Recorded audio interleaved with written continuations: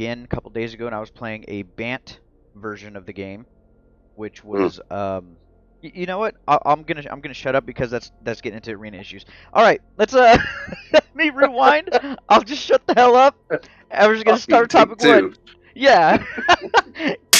Take 2. Let's go.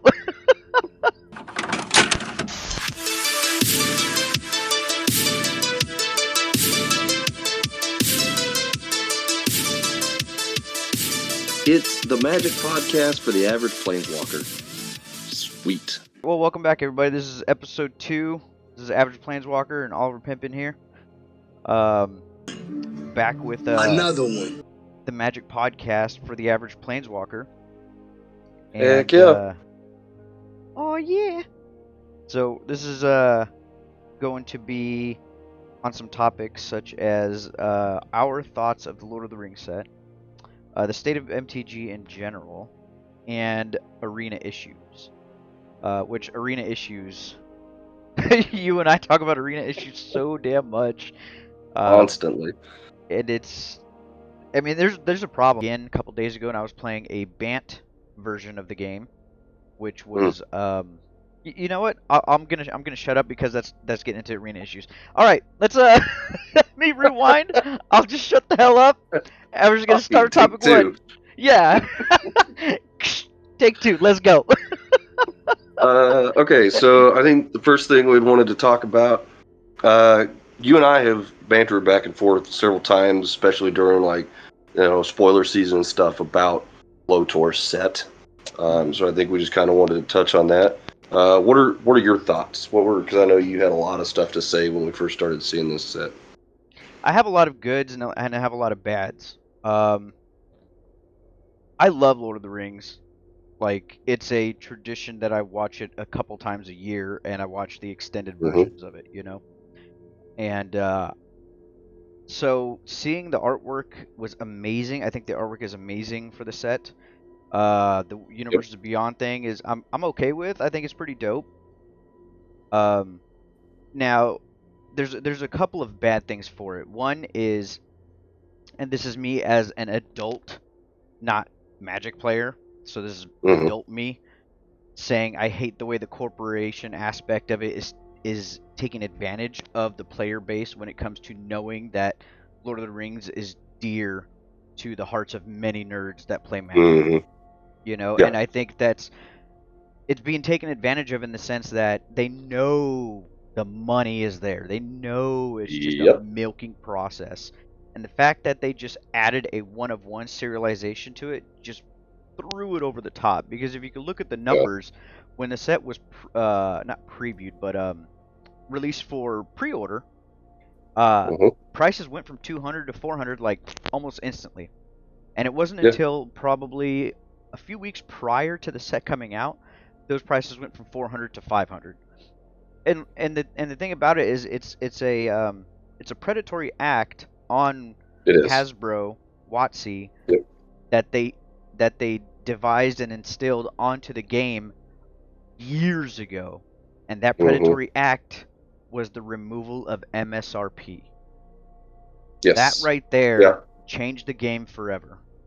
And it's an unfortunate truth. And that kind of gets into the state of Magic. I apologize. So I'm going to kind of bring it back to Lord of the Rings. Well, but you bring up a good point, because a collector booster of LOTR was twice what a standard set is for a box of collector boosters, right? That's ridiculous. There's not more cards in that pack. And to be quite honest, when I started seeing the price point on the singles coming out of the set, it's not worth twice that.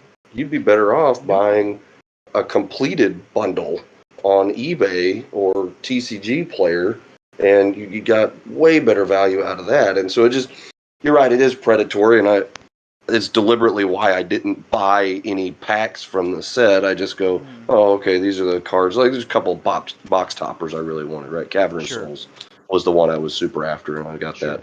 And so I just picked up the singles because I'm like, well, I don't play it because it's not standard, and if I need it for Commander or what have you, I'll pick up the singles. But it was very predatory, I guess is the right word, because they knew that they could do that and get away with it, like you said, because of, we talk about, being a nerd isn't just being a nerd about one thing. So many of us are passionate about a lot of other stuff. Well, and here, like at the end of the year, we've got Doctor Who coming out. You and I both know there's a couple people up here raging Doctor Who fans, Oh right? my So like God, they're going to yeah. take advantage of that, right? And And that has it's a ridiculous. huge world world love as well. It's not just Hmm. like Yeah, it's not just in where it was created in Europe, right? It's from Europe. It's a yeah, it's a European show, British right? TV British show, TV show. Thank but you. it's global. And that's what Everybody I knows meant is Doctor that Who. it's global. It's not just an American thing, you know. Lord of the Yeah. Rings is global. It's not just an American thing. And so these Well, and type even of people who don't religiously watch the show, like I've never religiously watched it. I know what the TARDIS is, and I know what it looks like and where it's from. It's one of those pop culture staples, and so correct. I think they're going to end up doing the same thing they did with that, much like LOTR, and it being a global, because that Tolkien was a British writer as well, but that has gone viral over the decades, and so my dad grew up reading the books, and I, yeah, I think it is frustrating, to say the least, that they know they can take advantage of that, and that they know that people are going to pay the money for it. But then to see, how much those cards were actually worth, coming out of the packs, I'm Right. like, okay, well, what's selling these things at such a high price point is these serialized cards. And of course, when everybody was chasing the One Ring, well, Sure. now you've seen probably the price point on those things has plummeted. So Well, it is and what it is. that kind of brings me to another point when it comes to Lord of the Rings set is I'm on TCG Player right now, and the day, probably within a couple of hours that the announcement that the ring was found, collector boxes dropped to I think 230-ish, around there, Hmm. maybe 280. Yep.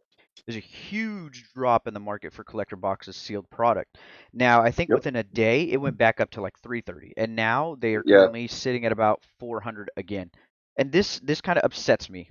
It's like there's a part of me that could understand people wanting to go for the chase, the Willy Wonka, the golden ticket. You Hmm. know what I'm saying? Yep. I can understand it. I get it. Like it's a life changing, it's a multiple life changing card if you can Yeah. pull it. And nobody knew if it was going Yeah. to come into the bundle or if it was going to come in the collector's box. The speculation was all over the place, you know. So I was like, okay, that's Yeah. cool. The ring's been found. The cards in the packs, like you said, don't hold the value that's worth of the price of a sealed product. Why are you Right. guys still buying this? The people that are doing this are the reason why we have this high price in Magic right now. And it's upsetting because there a lot of people don't look outside the box when it comes to what's affecting the game. Hmm. It's affecting the game more so now than it ever has in its entirety of its lifespan of Magic. And the Yeah. fact that everybody keeps buying the product, even though like the fact that sealed product can hold value is upsetting because once you open it, the value is gone. Yep. I mean, It's there are so worthless. many there's so many boxes. What'd you say? Well, I said it effectively becomes worthless because, it's Yeah. a buddy of ours. He collects sealed product and he'll hold on to it for several years and then flip it. But if you ever crack any of that, you're not going to get any of that value out of it. No.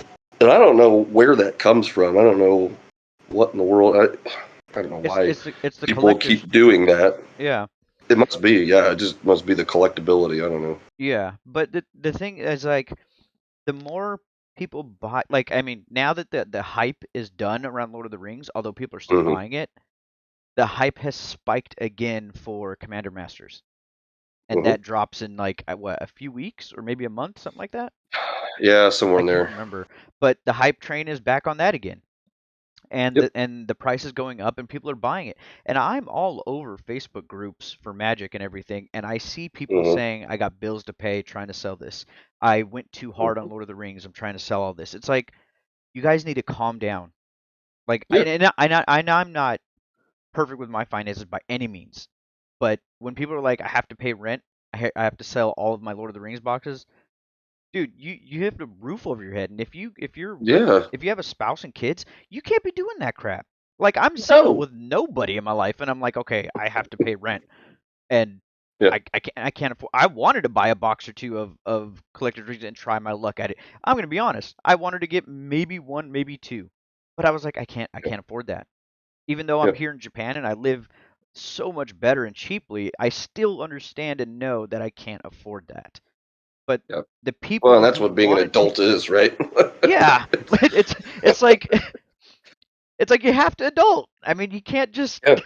you can't piss away all the time. And believe me, I pissed away a lot of money in Magic, and sometimes I still do, but Mm-hmm. not to the extent of hundreds and hundreds of dollars or thousands and thousands of dollars. I don't do it in I that regard. pissed away a bunch of money on a vampiric tutor a couple of months ago because I wanted it to match the other two tutors in my commander deck. I was like, oh my god, I don't need to spend that. Just give me the darn card.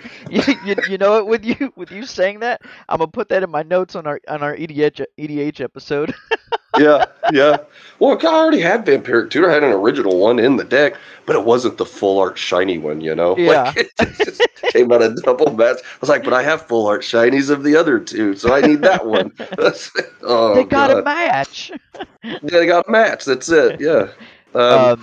so So I, I do agree with you. I love the set. I like what they did with it, and I yeah. love the art. The art is amazing, right? Like I even went and picked up, one each of the legend lands because I think the art is awesome, and I want to have them in case I want to play them in Commander or something in the future. And Yeah. I think this was a really good um, delve into universes beyond. They kind of started doing this thing. They kind of tested it out, I guess you could say, with Adventures in the Forgotten Realms, seeing where they could go. And they owned that property already, so they didn't need anybody's permission. But they're like, can we mix, the nerds from Magic with the nerds from D&D? And well, it was really successful. It did really well. Yeah. For Um, sure. and so I think this was another good foray into the universes beyond, and I'm excited for the Doctor Who set here at the end of the year because I think that will also be a good one, Mhm. as long as they, of course, do it justice, right? But they do have to be careful because you got to tread lightly because you know how passionate nerds are about Oh, their for sure. Yeah. lore and the things Yeah. that they love. So, But but honestly, I think they're doing a good job. that's exactly what I was gonna say. Honestly, I think they're doing a good job about it. Hmm. The predatory aspect is the worst part about it, and that's what I don't like about it. But Yeah. the artwork is amazing. I think some of the cards' abilities and the playability is really cool. The effects are really cool. Brings a whole new world to Magic in numerous formats. And I think that the Stranger Things I think was our first, right? I think it was Stranger Things was the first Universes Beyond. Oh no, Walking Dead, right? Walking Dead, yeah. My bad. Yeah, it was Walking Yeah. Dead. Hmm. And the issue with those two Universes Beyond, Walking Dead and Stranger Things, was the fact that they were just secret layers only, and they were a set of like 5 to 7 cards. That's it. Yeah. I Yeah, and appreciate that's why I more didn't end that. up getting any. Yeah. I didn't want to blow on a secret layer just to have the Well, cards, I got the Walking Dead one because it was the very first one. Mm-mm. And then I got the Theros Gods, and those are the only two that I got for almost a year and a half, almost 2 years, because I realized that the shipping time was not worth it for me, Yeah, because the I did pick value. up. I did pick up the secret layer that they had. It was the one they were selling exclusively at the M30 event in Vegas last year. So I did get Oh, that one, okay. and I still got it. But The value of them by the time you received them wasn't there anymore. mm-hmm. And for me, seeing items like that, of course, there was like a couple of cards that I wanted for decks at the time, but the majority of it, I was like, that's going to be some good value. And it wasn't. So then I stopped doing Secret Lair because you don't get it in time. So it was dumb. Right. Now, saying that, going back to it, like Stranger Things Walking Dead was like 5 to 7 cards. I didn't like that. The fact that the Universes Beyond have now evolved into sets, I like that Yeah, more. me too. Because Because now, those secret layers were collectibles, right? Like those yeah, were for Magic collectors, and so here's the 4 or 5 cards from the universe beyond. Like you said, I like they've morphed it into sets now because now, right? Like we're able to run events with it. We're able to do drafts or right. sealeds or Yeah. you know, um, and it gets the players involved, not just the collectors. And I think that's a big deal because really the players are the base, right? Yeah. Or you could just get a pack as a gift for somebody. You couldn't do that with the Mm-hmm. Secret Lair, Stranger Yeah. Things, Walking Dead, you know? No. So I Yeah. think going forward, if they're doing Universes Beyond, which I have no problem with Universes Beyond, I think it's really cool because I can't wait until we get certain characters. Like I would love to Mm-hmm. see, maybe if they did some sort of spawn thing. I don't know. I'm just throwing something out Oh, there. But yeah, that'd be it'd be cool. cool to see some cool things, I'm down for that. But the Yeah. Doctor Who seems like it's going to be a set just how Lord of the Rings is, and Mm-hmm. I'm okay with that. That's cool. Um Yeah.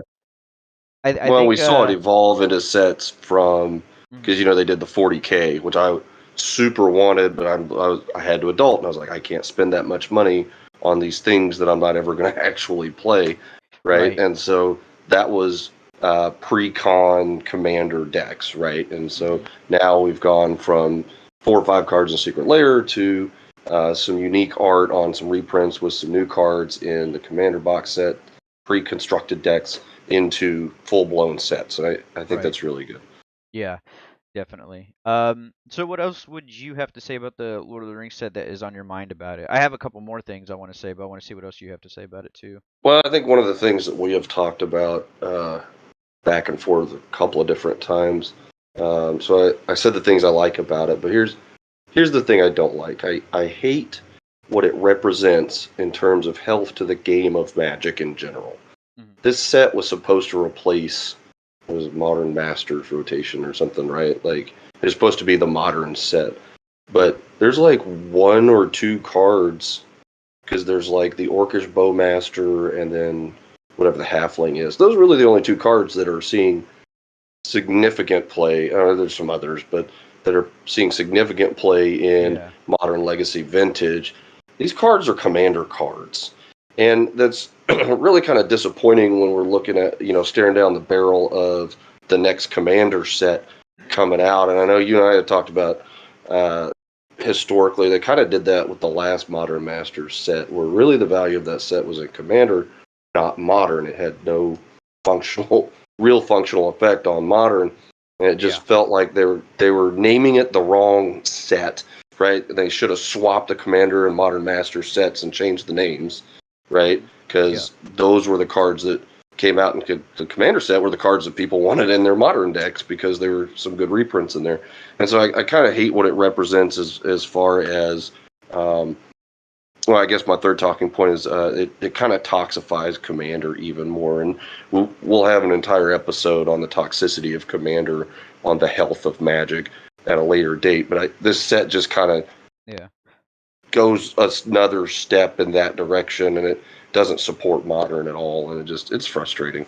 Yeah, going back to what you mentioned, I 100% agree that this set is upsetting in that nature. The fact that this is this is a set that was printed into modern, and so it was Mhm. supposed to be for modern. Otherwise, it should have just been another EDH set. There's Yep. no reason to try and promote this set as being printed into modern if you weren't planning on having the majority of the cards be modern viable. Right. Um, and the cards you mentioned, like Bowmaster and the Halfling, the Green Elf, are Hmm. two of the cards. And I've been playing some Modern on Moto and everything, and I keep up with Modern a little bit. And there are, like you said, a handful more of cards, but we're looking at maybe a 5%, if not less, maybe Hmm. 10% of the set that can actually be playable in modern. Now, the actual cards that are playable are a much lower percent. I'm not a mathematician by any means. I don't know. I'm just throwing numbers and percentages here, but the number is low. Yep. There's like maybe a dozen cards that go into modern out of this what 300 card set, Hmm. and for them to say like a lot of modern players were excited when spoiler season started. We Yeah. and I say we because I still want to play modern. It's just so expensive that I have to play it Yeah. online only. I can't afford it in Yep. paper. Yep. So I want to play modern, but when they were spoiling this, I was like, oh man, I'm stoked. Maybe this will mix up the modern format. Maybe it'll help Hmm. with the issue of the evoke elementals, which uh, I think they all should be banned. That would mix up the format. We could talk about that on the modern show. Anyway, Yeah. I Yeah. I think that. at the beginning of spoiler season, seeing a few cards and having Modern in mind was exciting again because it's been so Hmm. long. Usually, the last cards that have been printed into Modern, with the exception of Modern Horizons, have just been reprints, which is great. I Yeah, love reprints. It's healthier for the game, but nothing it has is. really changed Modern except for Modern Horizons 1 and 2, which changed it for the Right, worse. And so a lot right. of people, modern players, were hoping Lord of the Rings would give some sort of like health to Modern, and it did nothing. Hmm. It did absolutely Yeah, nothing. I mean, sure, yeah. Bowmaster Didn't is the one fix that's no, it the didn't. format. No, it didn't fix the format and didn't help the format. Bowmaster is the most seen played card out of the set, and then next to it is the One Ring.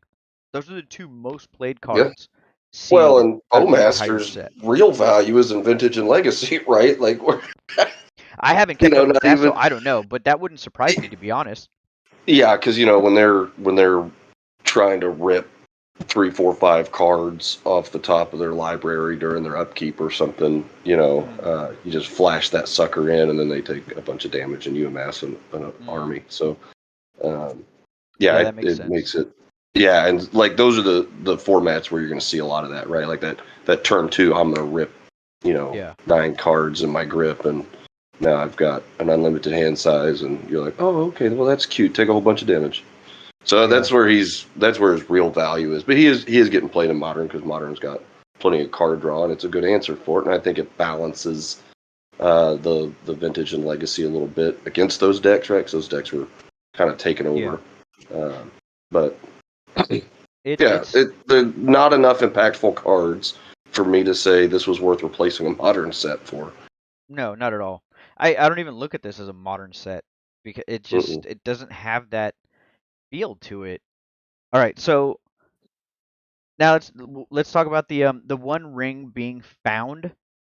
Oh yeah, And so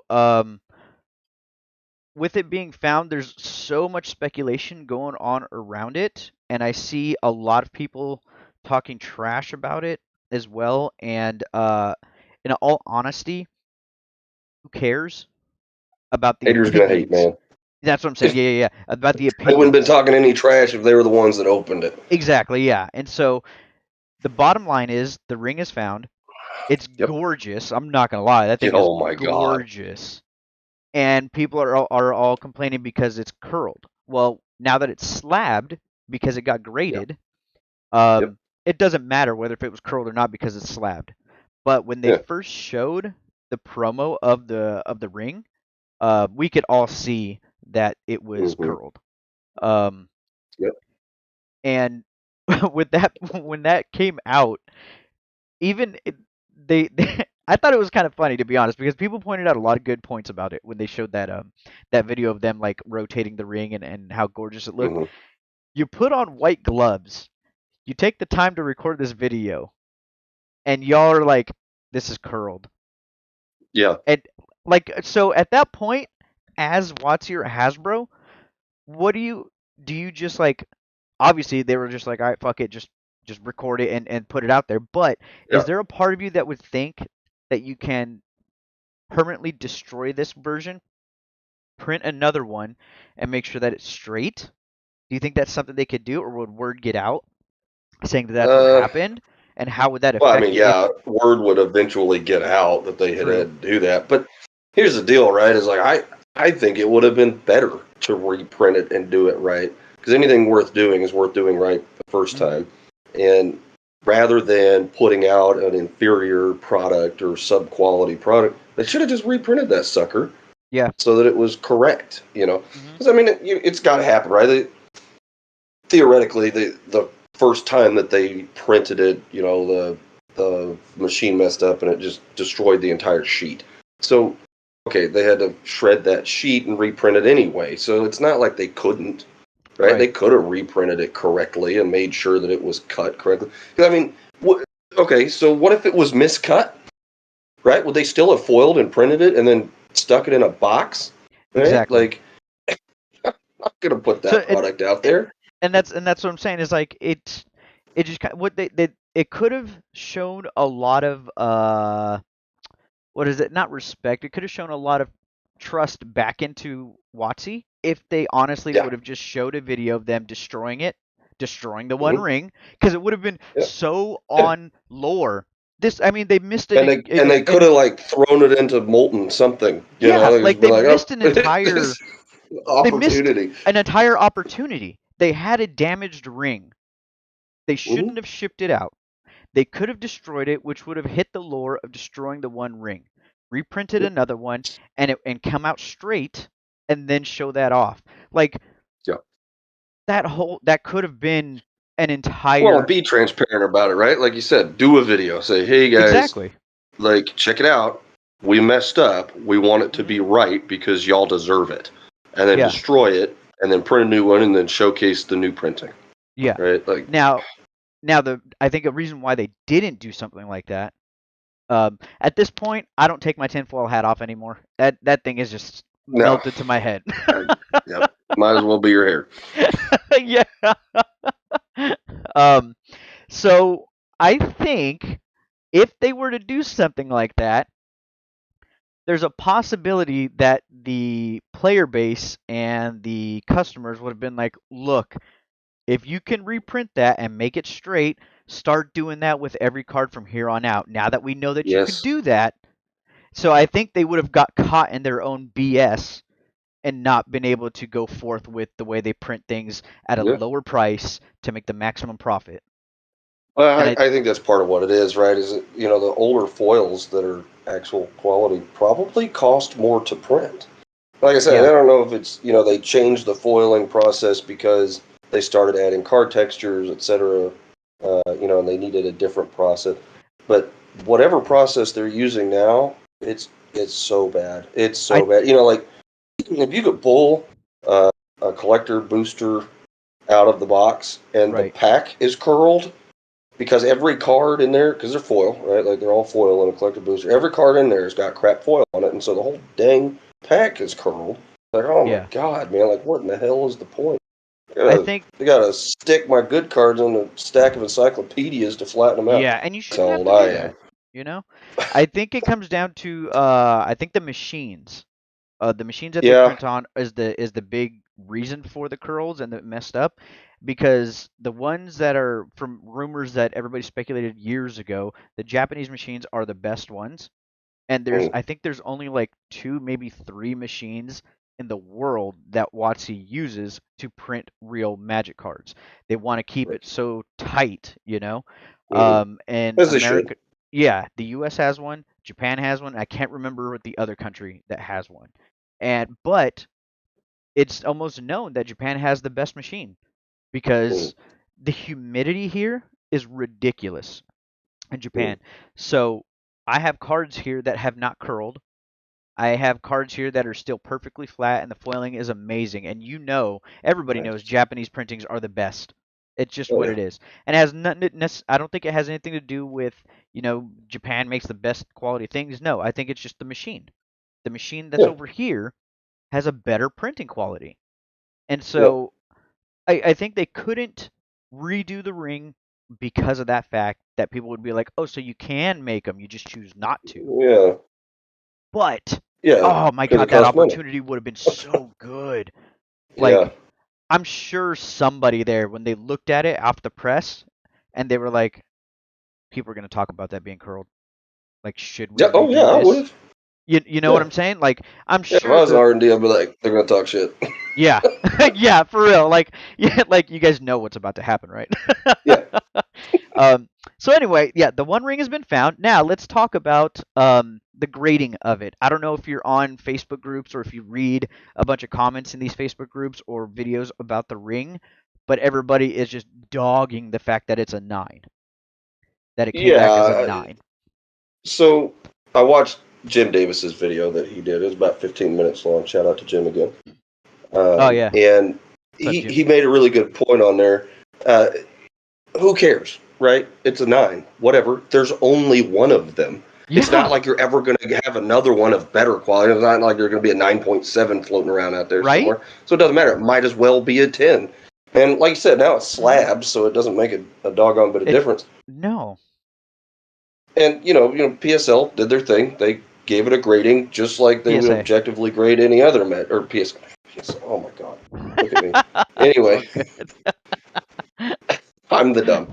So they did the thing that they're supposed to do, and they graded it objectively on the way they would any other Magic card. And really, the difference could have been maybe it went into the package as a 9, right? Like between the foiling process and getting sealed into a pack and then into a box and then shipped. Like maybe it just came out of the pack as a 9, and like here's the thing, right? Is like if I had opened that sucker over at one of our frequented LGSs, where the heck am I going to put that thing, right?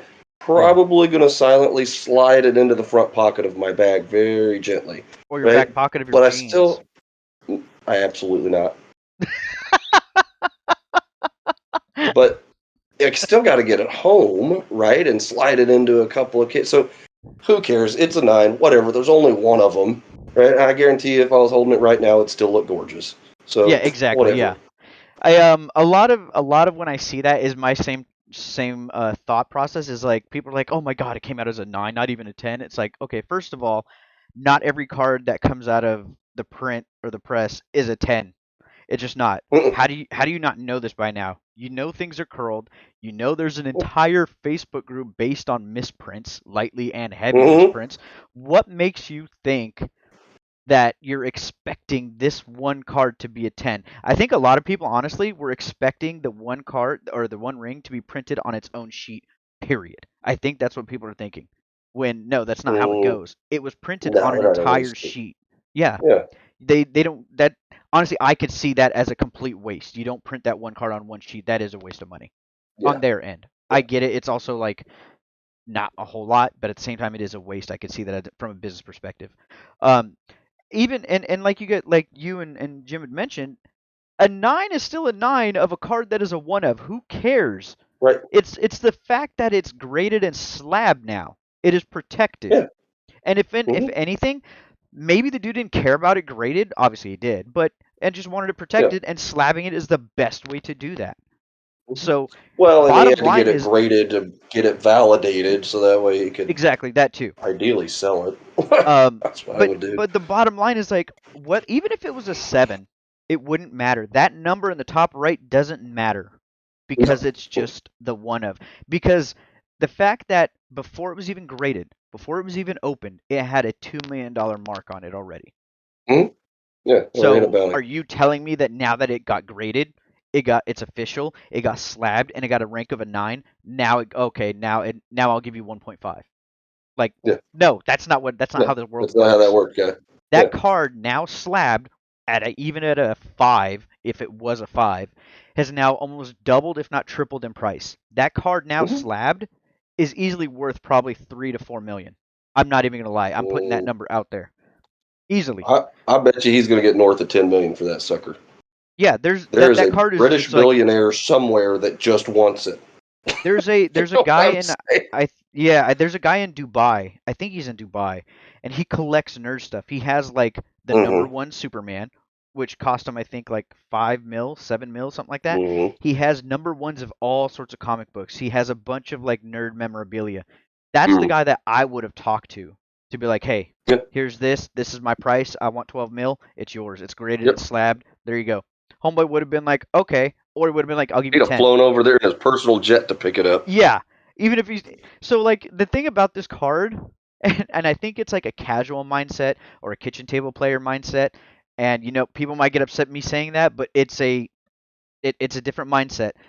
Um, the 9 means nothing, and if that's Yeah. what you're looking at, then you really don't understand the monetary value of this card and Correct. the scarcity of this card.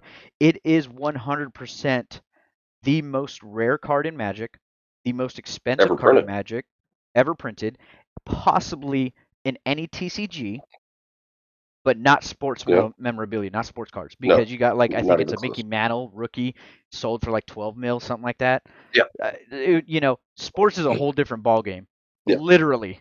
Literally. Yeah, and so in that regard, it's like your thoughts on this 9 is just pointless. you're not realizing the Yeah. fact that this is still a multi-million-dollar card. The person who has this doesn't care about that it's a 9. No, it might as well Whatever. be at 90 for what it's worth, Yeah. because there's not another one. You're not No, going to there find a isn't. 9.7 out They could there. have graded that as a 1 and it'd Yeah, still be it'd at still be a least 2 $12 million million. card. At Yeah, least 2 million at the very yeah, least, you know? Like just to it's have the only one. yeah, like it's crazy. But I mean, it is a gorgeous card. Um and Oh, I'm absolutely agree. I like I said before, there were so many people who were like they took out loans, they used up money that they shouldn't have, and it's unfortunate, but at the same time, WotC has kind of built that type of brand now. They've built that type of community. They've built that type of FOMO. Like Yeah, Magic has one of the worst FOMOs. I think it probably does have the worst FOMO in any TCG trading card game. That's it. probably. Yeah, It has to absolutely. be because Pokemon even isn't that bad, and Pokemon has some pretty harsh FOMO to be honest. But I think Magic has the worst FOMO, and that is a predatory type of working a business and Yeah, trying it's to get the predatory most. marketing. Thank you, predatory marketing. Yeah, yeah, yeah. Yeah. And it's just unfortunate that casuals and kitchen table players don't care about that, man. They just want to get the cards they want. They want to crack some packs, Mhm. and I have nothing against that. But you don't need to buy every single set that comes out, every single pack. You don't need to Mm-mm. buy 3 to 4, 6 boxes and cases and things like that. Like, just get the cards you need, man. Just get the singles you need. That's it. Yeah, If the more of us do that, the more LGSs could buy those sets and those boxes, crack their own packs, and get back to what we yeah, were back in the day, where we'd go to LGSs and buy singles. yeah. I mean, Well, it's that's what I do now. yeah, And when a new standard set comes out, I usually get like a collector box and a bundle or something, right? And like that's stiff, but that's every 3 months, so I just save money out of every sure, paycheck for 3 months, and then I've got my magic money right there. But when it really comes down to it, a lot of that just ends up as trade fodder, right? yeah, Because I it's not the stuff I'm going to end up playing, and that's okay.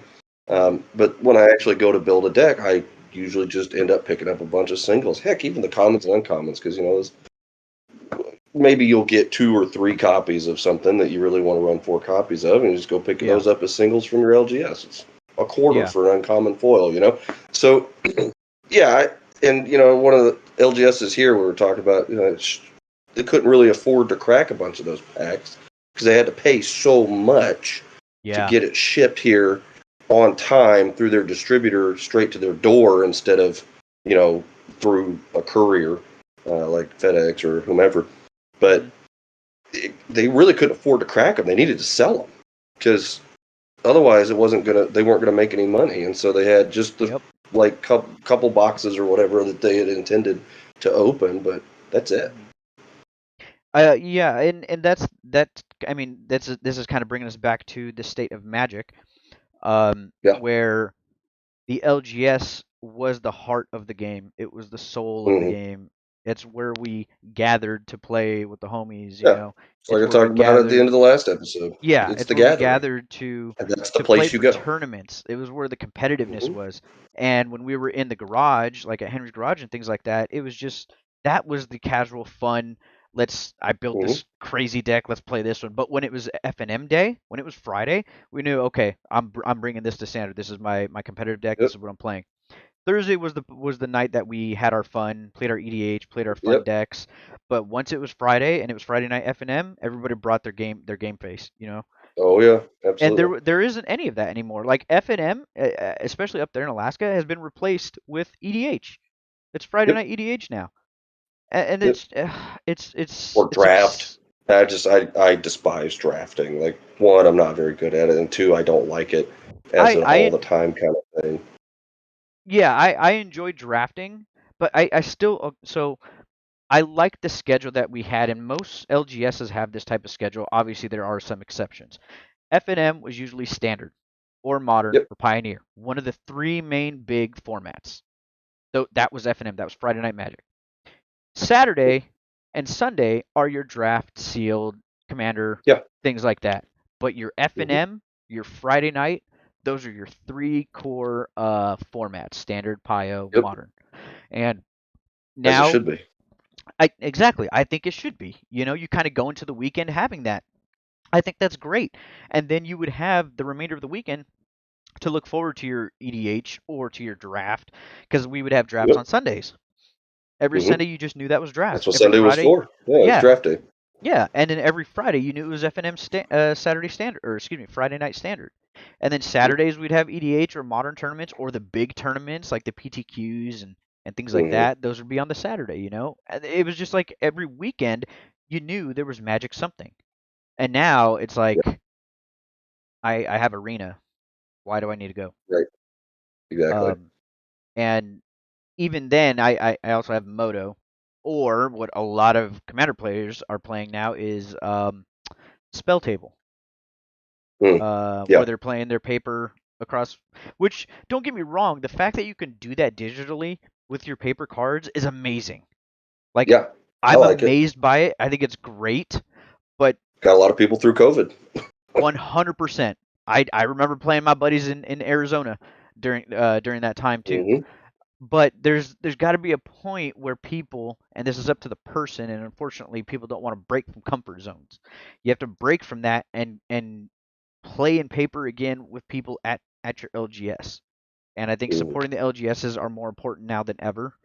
Um, and so Yeah, and especially if they want to revitalize Standard as their premier format, and that's where we're talking about the prize support, right? Like that'll go a mhm, long way to bringing people back into the store to play those formats, to play those games. yeah. And but I mean the thing, like, coming back to the store championship promos and things like that, the quality of them, like the curled promos. You said you were going to mention something about that, right? That we were going to come back to that. Oh, just no, I think we really hit the quality of the foiling and curling and stuff. Okay. Talking about the One Ring, but talking about the I think one of the things that Oh. talking take three. All right, yeah. So one of the things that I think it helped the LGSs a lot, right? And I think you hit the nail on the head when you said the elimination of the MSRP really was toxic and predatory, but it hit the LGSs the hardest, Yeah. right? And even between the five or so LGSs spread out between Anchorage and the Valley, the price point on a lot of this stuff is kind of all over the place. It really kind of depends on where you go. Some of that has to do with how much they got it from their distributors for, because they don't all use the same distributors. But Right. to be quite honest, the product. So I mentioned they're overprinting, and I would like to see focused, deliberate, quality set printings, right? That are not one a month kind of thing getting gobbled up all over the place by predatory printing, basically, because Yeah. they're printing money, right? Mhm. But the product is overpriced. It really is. And I know Yeah. earlier I talked about, LOTR Collector Booster Box was twice as much as any standard set, even though the money wasn't in the packs. But if we even compare like LOTR and look at like the Aftermath Collector Booster Boxes, right? Like those were $200. Freaking why? There's only 5 cards in each pack, right? And so, we do the math on that. It Was it should only not have been 5? anywhere close. Yeah, so the Aftermath I thought it was like cards, 7 right? or something. Nope, it's 5 per pack. Now, a booster box, a regular booster box, was My bad.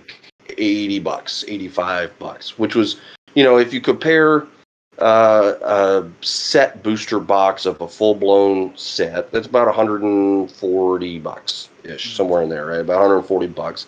So for a box that each pack, you got 32 packs in the box, but each one only has 5 cards instead of 15 cards in it. 80 Mhm. bucks. Okay, that's a little more digestible, right? Right. Well, then we look at the collector booster boxes. They were $200. I'm like, why is it the same price as a full blown set collector booster box? Right? Yeah. Because that's what I would pay for, like March of the Machine collector booster box. I pay $200. Right? Well, why in the heck am I going to pay that much, or the same price effectively, for 66% less cards in the pack? Yeah. Right? And like that's ridiculous. It's all over the map when it comes to this stuff, right? And because of that, it's really hard to, adult by budgeting and saving, because Hell, I don't know how much that damn thing's going to be that I really want when it comes out. It's going to be ridiculously overpriced, and then I'm not going to get any. Like with LOTR, I just didn't get any. I just bought the singles. Yeah. So I think that's the other big thing that they could do that would help revitalize Magic in general and the health of Magic the Gathering, and it would go a long way towards helping these LGSs, right? Because now they're going to have a predictable, reliable MSRP on the product, and that's what they're going to charge. And it means that I can go to one in Anchorage and pay the same price as I would out here in the valley, right? Versus, oh my God, I need to drive all the way over there because their packs are $4.50 less or whatever. Yeah.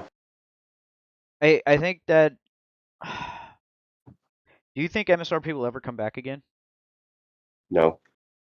Yeah, I think the same. I don't think it ever will, which is a very, very, very unfortunate truth that a lot of us players have to kind of come to terms with. Yeah.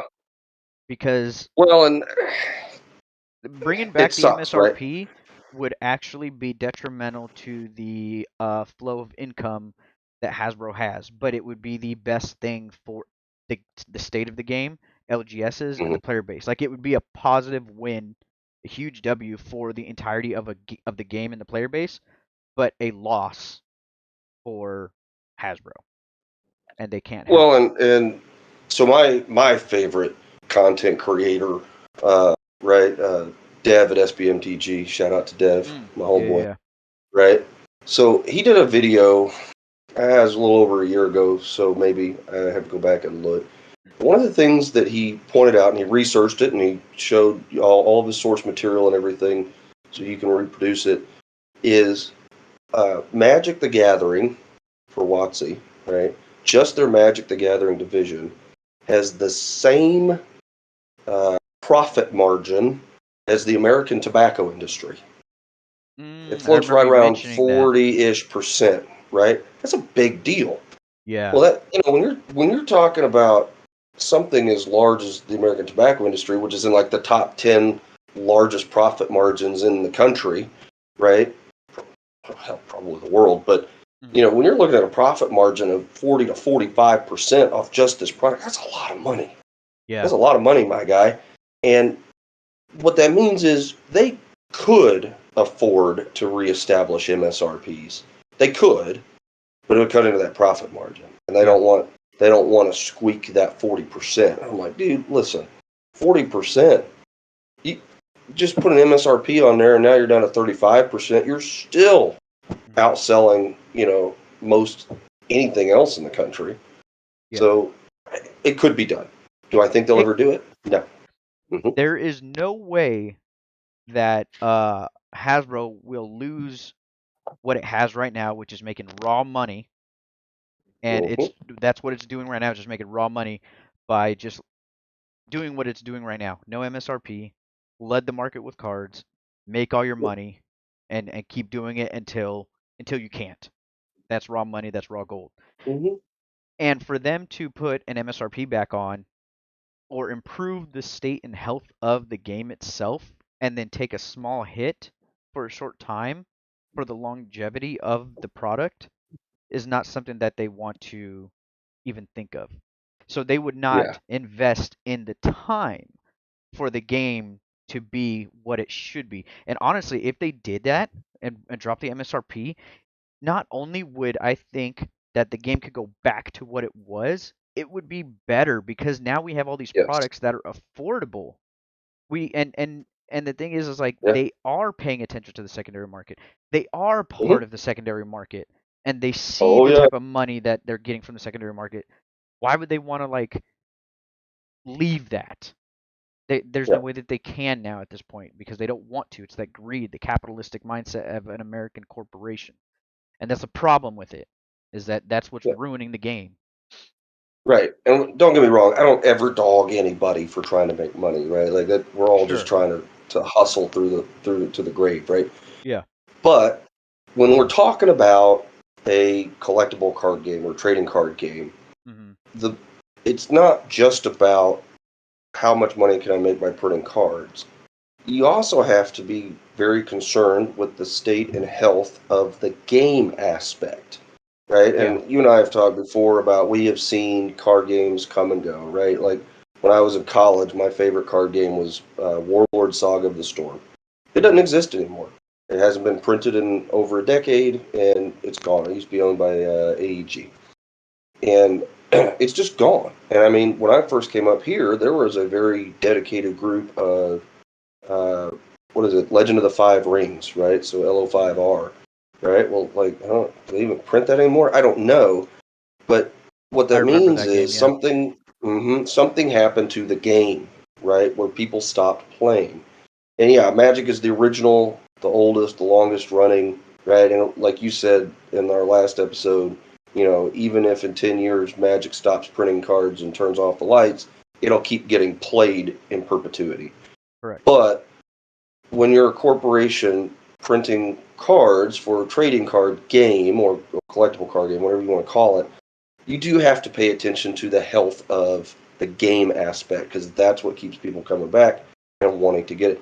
I mean, what in the heck would be the point of collecting all this stuff, without the game? Because Yeah. without the game, it loses The all its value, right? Like, what it drives a card's price? it loses its value except with a very, very niche market who want to hold on to it and create their own Sure, market of it. But that niche market is so small it's that so it doesn't small. it doesn't hold the value as it did with the game being part of it. So yes, I agree that, But it would. it's what drives the price point of any card. It's playability, right? If I play this card, do I win games? Look what happened to Miho Massacre's price point when it got banned. You can't Mhm. even give those things away now because they're totally unplayable. And it's Yeah. like, But I guess that's kind you of got to also, pay attention to the game. yeah. I think that's what's good about Magic too, is that it's not only the playability, there are so many factors to this game that make a card collectible. So the Sure. scarcity of it, the playability of it, the politically correctness aspects about it, uh, that has been like the biggest one lately. Um, Mm-hmm. because they are removing them from their system, they're removing them from the game, they're not being able to be Mm-hmm. played anywhere else. So that creates a quote another reserve list. And Yep. I mean, I don't want to get into the reserve list, but there are numerous Nope. reserve lists happening Oh, yeah. right in front of our eyes. But those, because there's so much different avenues of scarcity and rarity, um, the value of Magic can always, I think, hold a piece even without the game, which is unfortunate. I think that's the unfortunate truth Mm-hmm. about that part of the game. Um, Yeah, and I mean, like you said, people will continue to play the game even if Wizards turns off the lights. But if they want to keep the lights on, they got to pay attention to the game piece, right? Because that's what yeah, makes people like me show up and buy their cards. yeah. Because I'm gonna sit Uh, down and play them. yeah, I think one of the biggest things that the reality of what Magic is to the world is is the fact that it is the biggest TCG and card game. Period. I mean, you look back at what poker. The Mm-hmm. early 2000s, poker was the thing. That's what you watched, the World Series of Poker. You watched it on Hell yeah. TV, it was live from Vegas, this and that, and it died out. I mean, we're talking early 2000s to probably 2010s, 12s, is where it kind of started dying out. I mean, I'm not saying it's completely dead. No, there's still Lost tournaments that popularity. It still the exists, popularity, correct. but Yeah, poker yeah, will it be lost around forever, popularity. you know. Mm-hmm. It'll be around forever, but the popularity of it is not going to be there forever, and it is stopped. Yeah. Obviously there's still tournaments going on, people are still winning money. That's dope. That's cool. But Magic, on the other hand, it's a game that's been around for 30 years, a lot shorter. It's a lot younger of a game than poker. Poker's been around Sure. for hundreds of years. Yeah. Um, but Magic, though, it's the game, the intricacies, the details, Yep. the rules, the way it's played, the strategies, Mm-hmm. the way that it takes a little bit of intellectual know-how to play the game. Mm-hmm. is kind of what sets it apart from every other game in the world. And Yep. there's no way that can just be. There's no way that can just die. It's just like No, poker. it won't. Poker will never die as long as you have a deck of cards. Magic will never die as long as you have the deck. And just can't. Actually, you know what? Magic will never die as long as you have an internet connection and a printer. That's what I'll Yep. say. There you go. Yeah, you're right. Absolutely. I mean, Yeah, even if I got to print my own damn cards. yeah, I have an EDH deck here that I printed. Like, I don't Yep. care. There's no way that I can afford all these EDH decks and just to No. play casually with a friend, and that's what I did Yeah. here. Um, Yeah. but so okay, let's go into our. I just realized that we need to go into our other topic here. I mean, we still got time. It's Yes. whatever. Oh yeah. So let's go into arena issues. One of my favorite topics. It's one of mine, but it's also one of my most hated as well. Yeah, it's one that we are both very passionate about, right? Yeah. Now, okay, I'm gonna say that this is arena issues and moto issues, so we can do both. So And I don't play Moto, so I'll yeah, let you speak on all the Moto stuff. I'll bitch about the moto for us. I'll take care of that. I think the thing that you and I, talk about pretty frequently is the algorithm is broken. Yeah. Oh And I wait, let's think put our tinfoil the hats on. Boop. oh Sorry. yeah. Yep. All right, go ahead. So not only is it broken, WotC knows it's broken and Mm-hmm. has acknowledged that there are flaws, but they refuse to do anything about it, right? And I I think there's two big reasons for that. One, it would cost them money, right? Because they would have to hire programmers to fix it, Yeah. right? The other piece of it is Arena has really just become yet another uh, money funnel for them, right? Yeah. Because like we were talking about the overhead of printed Magic, there's effectively no overhead minus server maintenance and paying your programmers for digital content. They don't actually print anything, right? There's no Mm-hmm. physical resources that have been consumed. There's no paper, no ink, no they don't have to run machinery or any of that. Yeah. But they just, I mean, look, you can go on there and well, that's fucking $150 every few months just to keep the mastery passes up and buy your product and stuff like that, right? So it's become another money funnel, and as long as it keeps funneling the money, right? Like if it's broke, don't fix it. Yeah. There's no point because it just people are playing. So who cares? Whatever. They're buying our stuff anyway. Yeah. One thing that kind of to piggyback off what you mentioned is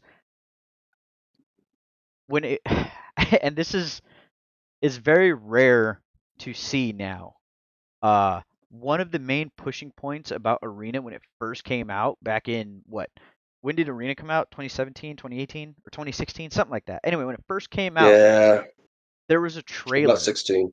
Yeah, there was a trailer that showed what the game was going to be about. You're playing your cards, you're hitting other creatures, you're hitting the player, life total's going down, damage Mm-hmm. is happening. But what was one of the biggest things we saw in there? Mm-hmm. It was the animation of cards you put down. Certain cards had Mm-hmm. animations. Yep. Do we Yep. see that anymore? No. No. There aren't any more There's. animations. They don't have an animation for when you play the One Ring. It's a small anim. It looks like red vines that go around the card, but that's it. Mm-hmm. There's no Yeah, they had to animation for the. dumb down the animations because it was too memory intense. Yeah, but at the same time, then fix your stuff. Fix your hardware, fix your Yeah. servers, fix all your things. You have the money to do so. Now you're taking away some eye candy that players grew up with within the arena Yeah. game. And now I'm like, I think it was like a month or two ago, I was like, wait a second.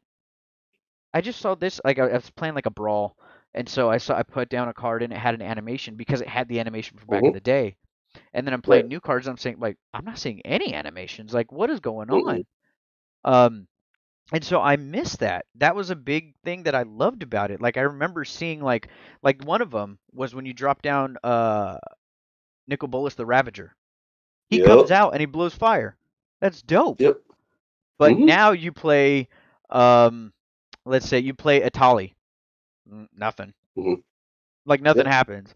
Like, Which Atali and Atraxas should both have epic like yeah, animations for. you These play, dinosaurs should come out of there and scream at the yeah. opponent. And it's like, you know what? I don't care about the technicalities of it, the technical aspect of it as to why you can't do it. Because it just tells me you don't want to because you're going to be putting money into a place where you don't think it's worth it. And there's not enough Yeah, people that are complaining about that aspect. So they're not going to do yeah, anything about it, you know? And I miss that. I miss the animations of yeah. cards I do on there too. because that was something that was kind of exciting. And it's a problem.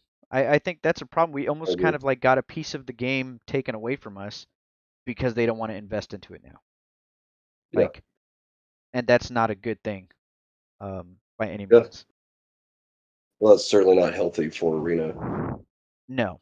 But when we're looking, so because I had mentioned the algorithm, and I guess there's two algorithms we got to look at. There's the hand smoothing algorithm, which we know is broken, right? Yeah.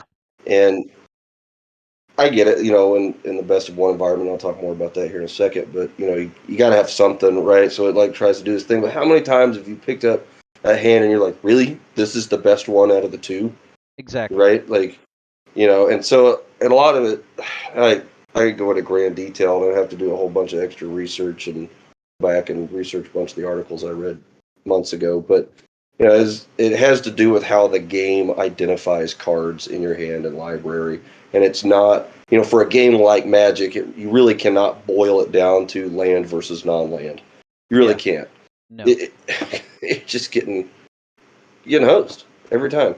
And Yeah. I mean, lots of other content creators out there have clips of this is the 13th land in a row I've drawn kind of thing, and that same algorithm is affecting your drawing, right? And like you've even messed around and we've talked several times about, well, if you play this many lands, it's going to think this, and if you play this many, it's going to do this instead. Well, that's a problem, right? Because like effectively, I should be able to carbon copy my paper deck into Arena and Mhm. play it as Yeah. efficiently and effectively as I do on tabletop. Or vice versa. But Yeah. or vice versa, right? This Arena deck is doing really well. I should be able to go get the cards, turn it into a cardboard deck, Mhm. and play it just as well. But that's not the case. When I have to add two or three more lands to an Arena deck just to get it to play correctly, that's an issue. Yeah. And it's something that has been a problem since the game came out all those years ago, but they just refuse to address it. Yeah. When it you mentioned something just like a few seconds ago. Having to Oh my. tweak the land base just to get it to play right. Yes. Thank you. Thank Okay. you. Perfect. Okay, so when it comes to tweaking the land base between arena and paper, that's a problem when like normally as a control player, the normal land ratio is 26 lands, between Yep. 25 to 26, but mostly on the top end of 26. I prefer the 25 because that's just how I like to play it in a control Hmm. deck. But when I play on arena, I have to put 26 to 27 lands in there. Yeah, I've got one with 28 lands sitting in that sucker. Yeah, and that's because you're now metagaming against arena Yep. algorithm. And we Hmm. should not be playing the game against arena and our opponent. And our Yep. opponent shouldn't be playing against arena and us. That Yeah. is a huge problem within the game of arena itself. Is you tend to build a deck based off of your thoughts on how the percentages of arena is going to give it to you, Yep. and that is not how it should be played. And to kind of go into that, I have an article here that I'll put up here. This was posted in 2019, which I think, if I remember right, you even mentioned that was the last time that Watsy ever spoke about the hand issue, the opening hand issue. It Hmm. was like 2019. Yep. So it says right here, best of one starting hand and mulligan rules. MTG Arena has a system of randomizing opening hands in a single game matches that is different from the traditional method. We knew early on that the ability to play a meaningful single game of Magic would be an important part of the MTG Arena play options for the time constrained player. But in testing, losing a single game match after a mulligan felt worse than normal without the fallback plan of winning the other two games. Now that's mostly Mhm. talking about like single game best of Best of one. ones. And so Mhm. my opinion on best of one is your SOL. You chose to play best of one. You have no other option for a second or third game. You Yep, can I've got a whole that's spiel about best of one here in a minute. yeah, We'll that's come back okay. to Then it. we'll come back to that. Okay. Yeah. Then it goes on to say to mitigate this loss of the foul to give built into best of three matches, we wanted to randomize starting hands in a way that would reduce the frequency of mulligans, but without incentivizing mana based construction outside strategic norms of the game. Here's how it works. Now that little sentence right there is exactly what we just Yep. said. We have to Yep. build our decks based around Arena's coding or Hmm. whatever algorithm by adding in more lands because we know that their way of shuffling and smoothing the hand is not normal. It's pre-programmed. Right. It's not as random as everybody thinks it is. And It's it's not, saying and it it's not truly random because if it was truly random, it would assign every card in your deck just a number. a number between one and the maximum you can have is 250, so it can Yeah, accommodate up to like I typically like to play like 61, right? So it would sure. just give every single card in my deck a number at random, and then it would shuffle those, Yeah, right? And then every time you shuffled, it would reorder them, and they would always be in that order. But that's not actually what it does. It yeah. makes a decision when you would draw as to what kind of card it's going to give you, land or non-land, Hmm. and then there's like a little bit of I don't know math in there because there's like, well, what's the odds that you're going to get a land? Yeah, 42%. Okay, well, it just makes a choice. And they call it a random choice, but it doesn't actually accurately reflect how cards are represented in paper, right. right? No, and And that's what this next part is going to be about as well. But it's the fact that they literally say that they don't want to incentivize mana-based construction outside of normal strategic aspects of the game, so yet you this is have how to. they do it. But you have to. Like, and Hmm. that's terrible because I don't run two extra lands in paper. I don't. So this is what they go on to say next. They say here's how it works. The system draws an opening hand from each of two separately randomized copies of the deck, and leans towards giving the player the hand with the mix of spells and lands, without regard for color, closest to average for that deck. Bullet number 2. You can then use standard Vancouver Mulligan rules to get the new hand with one fewer card. Mulligan hands are created from a single randomized draw. So, and I can't remember who I was talking to about this years ago, but I mentioned that after reading this years ago, I was like, Arena gives two hands to itself, and it picks the better of the two. How is Hmm. that random? Like by any means. And then after you It's mulligan, not. it now just has one draw. There is no randomization at that point. What you get is what you get. Yeah. And if you mulligan again, it's one draw. What you get is what you get. So I think the Hmm. fact that, like you mentioned, putting a numerical value to each card, I think would be the easiest way to do it, and just test it out. You know, Hmm. see Well, how and it I don't know goes. what the programming Sure, requirements for something like that would and neither be. I don't do know how I. intense that is. So, but it would go a long way towards better representing how cards are, how cards behave in Yeah, paper. right. So then the last paragraph goes on to say, we feel this achieves the desired effect of reducing the frequency of mulligans without changing how players build their mana bases. But we will Shoot, be looking at data and listening to feedback on this system, so let us know what you think. Remember they that this stopped won't publishing. They stopped listening the moment they published that article. Correct, yes. And it says, remember that this won't make all your starting hands perfect. You will probably have some stretches of hands where you think we must have turned this system off. The overall mulligan rate should be lower, though. The overall mulligan rate should be lower, though, and we hope that will create. Yeah, and we hope that will create a better feeling but strategically authentic experience for single game matches. Now, that last sentence says that this was all predicated on single game best of ones. I can't even Mm, imagine what they probably programmed for best of three because I don't normally play no best of clue. one. I I normally don't don't. I either. stick to best of three because when I Yep. play paper, I strategize for paper play. Yep. That's the only way you can do it. If you're playing only best of one, you're not planning on playing paper best of three, and that's fine if that's Correct. how you want to play. But I think the most competitive form of Magic is best of 3, hands down. Fight me. I don't care. Yeah. So It's real Magic. it's real Magic, correct? Yeah, because we never had best of 1 until Arena. It didn't exist Correct. until Arena. So I think that the mulligan and the smoothing of the hand and everything is way off. Needs to be relooked at, redone, Mm-hmm. because I shouldn't have to adjust my normal. As it says right here, I should not have to adjust my my normal mana-based construction outside of strategic norms. I shouldn't have to do that. Yet we all have to do that. Yeah, we are all the time. It's exactly what we're doing. So I have a clip that I probably either put in earlier or I'll put in now. All right, we are here with Standard Tron. We're gonna go first. We're gonna mulligan this, that's for sure. Oh, all right. So we'll keep this. Theoretically, we should draw into playables, I would assume. But yeah, that's not surprising. Sure. Play Deserted Beach. And we're going against 5 color. More lands, let's go. Sweet. I'm so glad this is recording. This is the problem with Arena. They need to fix their RNG 100%. The land? Sure, we got plenty to throw away, yo.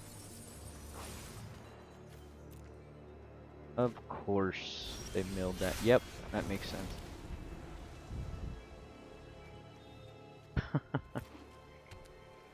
So we've only seen 2 cards. Jesus Christ.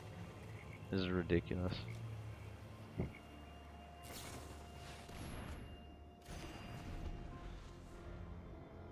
We've seen 5, 9, 10, 11 lands. I think we have 13 left in the deck.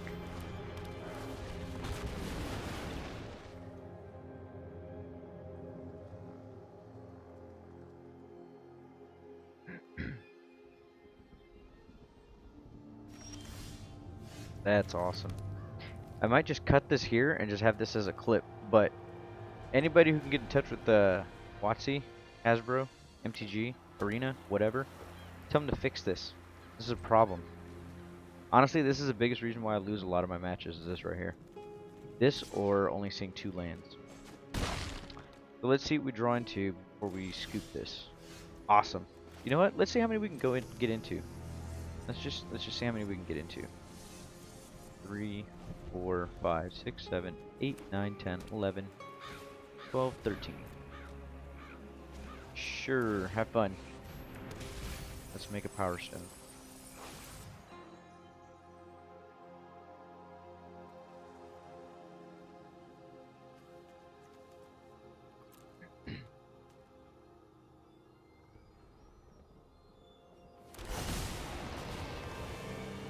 Surrender your mind to Phyrexia's will.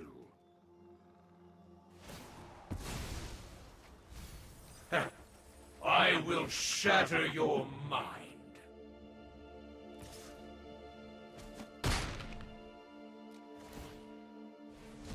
This is a great game of Magic here.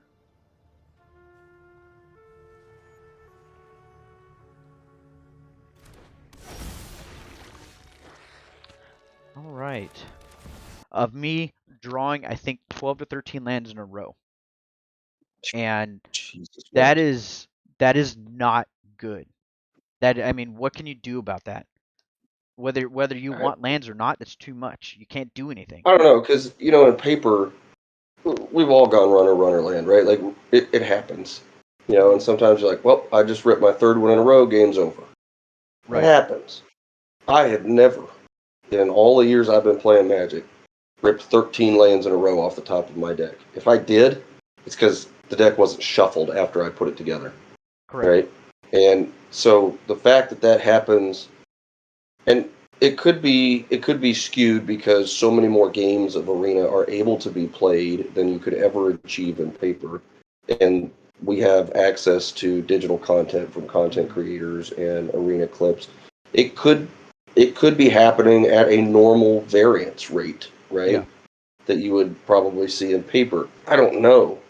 But man, it feels bad when Yeah. you can look all over YouTube or anywhere else on the internet and just see it happening over and over and over and over and over. Yeah.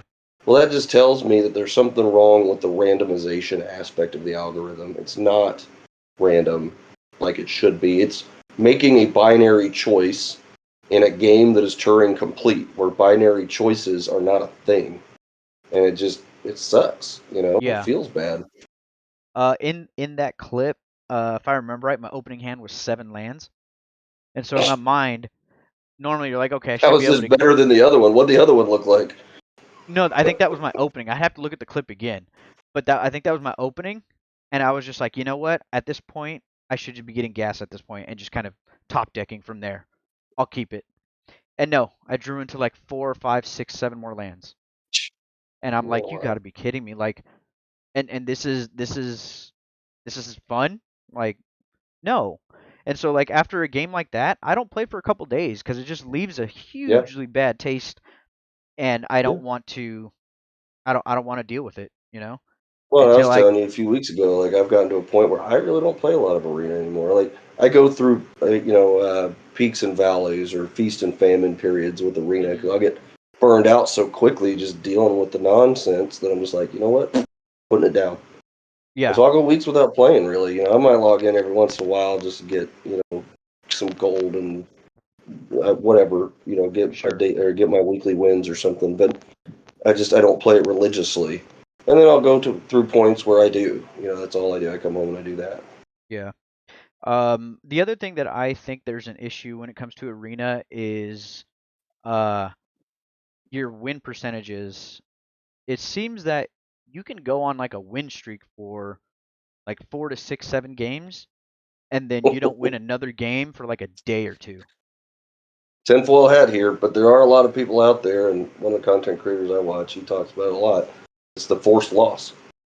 Like if you start winning too much, Mhm. they'll give you a pairing that you're just going to be bad against and feed you Yeah. garbage cards. Mhm. And if it's true, is it true? I don't know, but it sure feels Right. like it sometimes.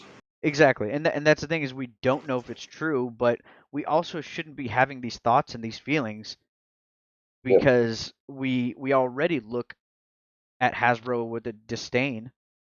So Hmm. now that we have this disdain already in our mind, when bad things happen, we're gonna look to them even with more, and that's natural when you have Right. a disdain for something or someone. But at the same time, there's nothing that is showing otherwise.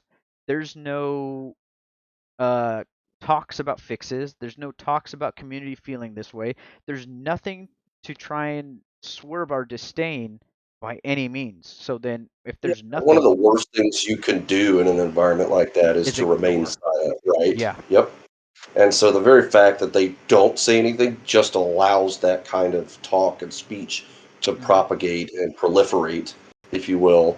And they don't ever, like I said, they published that article in 2019 and it's been crickets ever since.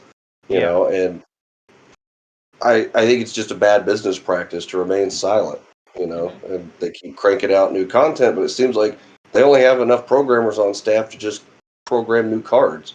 They don't have programmers on staff to fix some of these issues. Yeah. And again, like we both mentioned, we don't know what goes into it by any means. But Mm-mm. when this company is making record profits since 2020, I don't care what it takes. Fix it. Like Yeah, cut into there's that 40% guy. Yeah, like there is absolutely no reason for you to brag about quarterly earnings, profits, record-breaking profits, and then like, we got to cut corners here and we can't print good Yeah. quality cards and we can't fix algorithms and arena and we wanted to just get rid of Moto, so we sold it off to a third party and now they're going to handle it, and I'm sure they're still getting a small cut of it. Like Oh, Moto should have been updated a decade ago.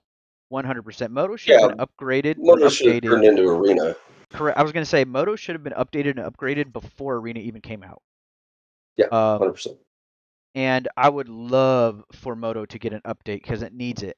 I think it was last night I was playing, and I was playing Tron, and I did I had Oblivion Stone out on the battlefield, and I activated the Oblivion Stone to put a counter on my Karn.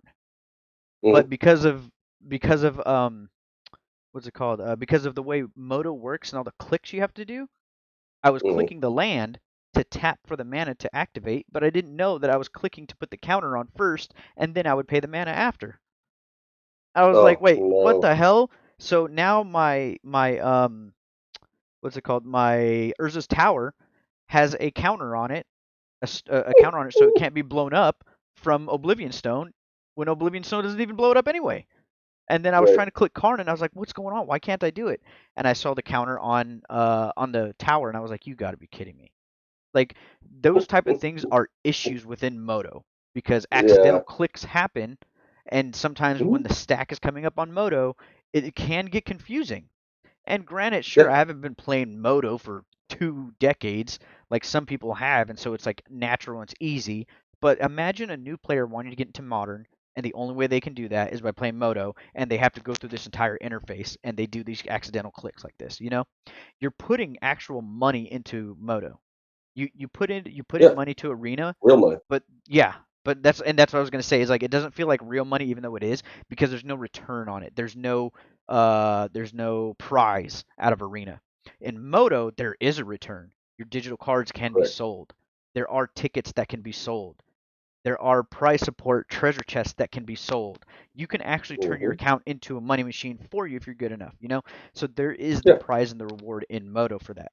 So when you're actually putting real money into there, and you have these accidental clicks that happen because of the interface, Yeah. that is you're done. Like that one move could just lose you the entire match, and now your 10 tickets that cost you $10 are gone Yep. because of that match. Like it needs to be updated 100%. I think that's the issue with Moto is that, I even tried playing EDH on Moto, and that takes forever. Oh, I can't imagine. Forever. Like just to get to my second turn took almost 10 minutes because you have to go through so many clicks per Right. player. So if I Right. play a Planeswalker, there's a click for me to play it. There's a click for the next person. Does it resolve? Click for the next person. Does it resolve? Click for the next person. Does it resolve? Back to me. Now I can plus it. Yeah. Click. Is there a Every resolve? priority pass. Every single priority pass, and that's not even to take into consideration that one of them might have just went up to get a drink of water, and they're coming right Right. back, and now we're waiting for that. Okay, my turn's now over. On to the next dude. And this Yep. is like Rinse and turn. repeat. Yeah, like, and so I was like, I'm not doing that. No, ain't happening. And then if people combo off, the clicks for that, it's like, no. If Oh people God. combo off, everybody just dips out of the game, and Yep. it's just Deuces. immediate. Like, it's not fun on Moto EDH for sure. So Moto does need an upgrade 100%. And I really wish that we can get some sort of news about that. But Yeah. I also think when it comes to Arena that certain times of the day, you're paired up with certain decks. I think that the arena knows what deck you're playing, obviously, because you're putting the Oh, it cards knows. into your deck, and then it pairs you against certain decks as well. And Yeah. that So that kind of takes me into my second talking point. okay, The rank or the pairing system is flawed. yeah, Even in ranked, it does not use a random pairing system. hmm And it's not like we're sitting down at a Swiss tournament, right? Where like round one is random and then you're getting paired. But and Watsi was very clear about the pairing system for unranked, right? Like we all know, it literally tries to put you into as close of a mirror match as it can, and it tries to pair you against somebody who's running the same number of rare, better wild cards or cards as you are, right? Like we know that. But when we get into the ranked system, it's not random. And when you can watch other content creators, they'll play, right? And in an hour of play, they'll see mono red 6 out of 7 times. Yep. Right? And, they're trying to play a control deck or something, right? Mm-hmm. Well, I'll go in and I'll start to play a mid-range deck, and I won't see mono red for 3 hours. Yeah. Right? So there's definitely some, and mono red is the most prolific deck in best of 1, and it's a tier 1 best of 3 deck right now. So the fact that I can play that long and not see it means something's going on. Yeah. Right? And that they can play for a relatively limited amount of time and see it almost nonstop. So it's not actually randomly pairing people. It is looking at people's decks when it's making decisions about who to pair you against, and I think that's wrong. I don't think it should be doing that. For that, when it comes to the moto aspect of it, yesterday, like I said, I was playing Tron. The day before that, I was playing a band control that I put together because I wanted to make use of the new halfling that came out, where it can tap for any color, and as long as it's a legendary, and then it can be countered, right? So I'm playing turn 2 Teferi, baby Teferi, Time Revel, right? Yeah. So I remade a Bant list that I wanted to put together, and it was doing pretty decent. It was all right, Obviously, I need to tweak it some more, but I played against the top tier deck, which is Murktide, which is red blue Murktide. I played against another tier deck, which was Yawgmoth Sacrifice with infinite combos and Undying. It's black green. And then I played against mono red. So I was like, okay, that sucks. I was like, all right, let's try this Tron and see how the ring works in there. I'm just testing modern. So I built Tron, and what's the first thing I go up against? Rakdos. And what do they play? Thoughtseize. And in Tron, you're only playing 19 lands, so you're mulliganing numerous times. So you're usually left with 4, 5, maybe 6 cards in hand. It's very rare if you keep a 7. So they Thoughtseize, and then turn 2 they Grief. They flicker the Grief, and I'm like, okay, game 2. Game 2, they Grief, flicker the Grief, and then I'm like, okay, the game's over. I go into another match. Rakdos, get Thoughtseized, Inquisition of Kozilek, Griefed. Okay, that's done. And then that's all I was playing against was hand disruption. I go against Mind Rot, and all it was just discard 2 cards. And then they're playing the rack, and then they were playing the other cards. It's a 1 enchantment. If you have 3 or less cards in hand, you deal X damage to them or something like that. It was just eating my hand. So I go from playing a control build and playing against top tier decks to now I play Tron and they're eating my hand. Oh, and I played against a mono red land D when I was playing Tron. Like what the hell is that? So even in Moto, it's not good either, because why didn't I see any of those decks when I was playing Tron, when I was playing my Bant list? Why did I not go up against Hammer Time or Yawgmoth or Murktide when I was playing Tron? Right. What is that? That doesn't make any sense. And I played a lot of games with both, and I think that's an issue. That's a problem, which tells us that it is pre-programmed to look at what you're playing and figure out what it wants to throw you against. And at that point, it's not random, and I can't really build against that type of a meta. You can't build against meta that is predetermined what you're going to play against. Right. And those are the issues that I'm seeing with Arena and Moto. Yeah, Arena really should just be looking at, okay, what rank are you, right? And then just pairing you against anybody in a comparable rank, in that rank. So, in that rank, If you're gold, you should go against gold, etc. But it should be totally random. It should disregard what you're playing or what it knows is in your deck, and it doesn't. It uses that as a decision-making factor, and I don't like it. I think it's a problem, and I think they should fix it because it doesn't accurately represent Magic. No, it does not, by any means. Well, I mean that's pretty much all I got. Do you have any other things you want to talk about? I think just two more real quick. Well, so the one, I guess another fix or Arena issue is the ranking system, in my opinion, should be segregated beyond just constructed versus limited.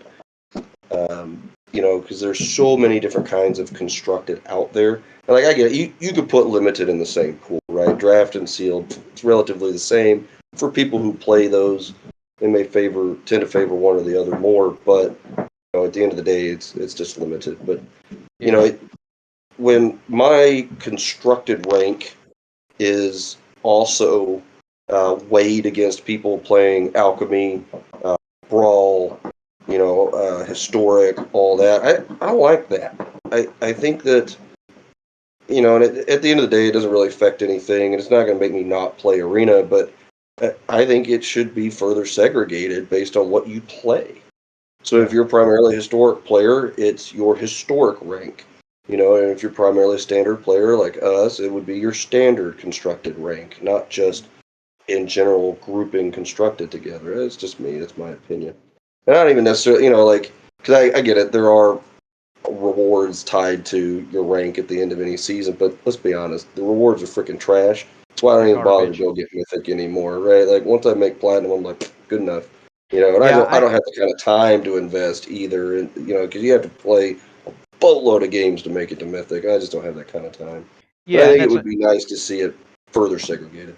Yeah, the time issue to play to make it to certain ranks, I completely understand. I have all the time in the world, and I don't even want to do it. Because I'm tired of playing against Arena and not my opponent. I mean, I'm just frustrated by that. That's such a frustration that it's not worth my time. But I've made Mythic probably like 5 or 6 times, and I'm okay with that. I'm not trying to get up to like the 1% or whatever, because I don't have the level of frustration to kind of make it there. And I think that they need to up the rewards for sure, because there's no incentive for me to want to go and make it to Mythic. Like, I get like another 1,000 gold and like another pack. I'm fine with not having 1,000 gold in an extra pack by staying in plat and not stressing myself out. I'm fine with that. There's no big jump, and there should be a big jump. Yeah, like should be. Honestly, if you can make it to Mythic, give out gems. Yeah. Like, I mean, it's just go ahead and do it. Well, Why not? there's some they don't want to give anything away for free. I mean, look, Sure. when they first released Arena and they figured out, they realized that there are people out there who are literally, it's like when we were talking the other day about, I was talking to somebody, a friend of ours, basically paid $30 to get into Magic and then just won all the time and never had to spend another dime. They figured out that these players were playing draft and just winning all the time and winning gems, and so they restructured the reward pool so that you can't just pay once and win forever. And I think that's wrong, dude. Like, you're getting penalized for being good at their game that they made you're being penalized for it. For being good. Yeah. Like, I can't do that, so I know I'm not taking advantage of that. You can't do that. You can't take advantage of that. Like, if you can take advantage of that because most people can't. Yeah, most people can't. If you can, because your skill level is that good, you deserve it. You deserve the free roll this game. I get it. They don't want to give stuff away, but like you said, there should be an incentive for achieving Mythic. There should. There should be, yeah. Something. Like, I agree with that. Yeah, it's dumb as hell. And I think one thing there's a couple of things that I don't like about Arena, obviously, but the Alchemy is I'm gonna say it. Alchemy is garbage. I don't like it. I think it's trash.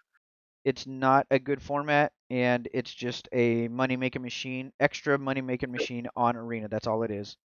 Yep, that's exactly what it is. That's why they did it. So, they're able, because it's digital only, they're able to make ridiculous mechanics. Yeah, they're OP. There's not so Magic. many things are OP. It completely takes away what Magic is. Yeah, and it's upsetting that they melded historic with alchemy. That's so upsetting. And it just kind of goes down to the fact that now that Lord of the Rings set is historic and not Explorer legal is upsetting, because I want to play with Lord of the Rings cards. I want to play with the One Ring in Explorer. But I can't. Well, I mean, I can, but I choose not to because I don't like alchemy. There's so many damn OP cards in alchemy that historic is not fun.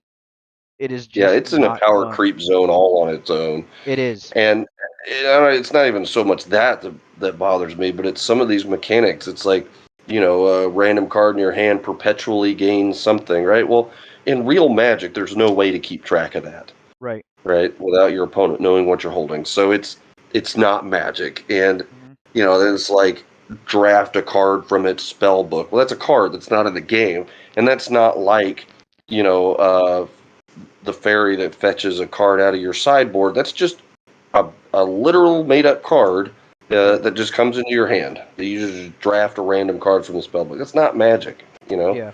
And I don't like that. I don't like that I it I doesn't feel play like Magic.